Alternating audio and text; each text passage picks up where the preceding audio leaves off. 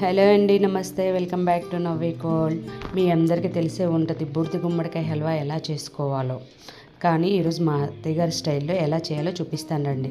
బూడిద గుమ్మడికాయని తీసుకొని తురిమేసి వాటర్ లేకుండా ఇలా బాగా పిండుకోవాలి. ముందుగా స్టవ్ వెలిగించుకొని స్టవ్ మీద కడాయి పెట్టుకొని కడాయిలో తురిమిన బూడిద గుమ్మడికాయని వేసేసుకున్న తర్వాత తగినంత నెయ్యి, తగినన్ని పాలు పోసి ఉడకనివ్వాలి. ఆ తర్వాత క్యారెట్ని కూడా వేసి ఉడకనివ్వాలి. తర్వాత దగ్గరకు వచ్చాక తగినంత షుగర్ని వేసుకొని కలుపుకోవాలి.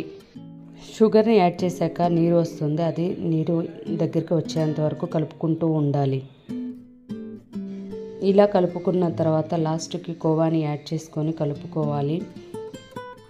లాస్ట్కి డ్రై ఫ్రూట్స్ని కూడా యాడ్ చేయాలి. ఇప్పుడైతే మనకు కావాల్సిన బూడిద గుమ్మడికాయ హల్వా అయితే రెడీ అయింది. చూడండి ఫ్రెండ్స్, మీలో ఎవరికైనా వీడియో నచ్చితే please like, share, subscribe to Navvi world.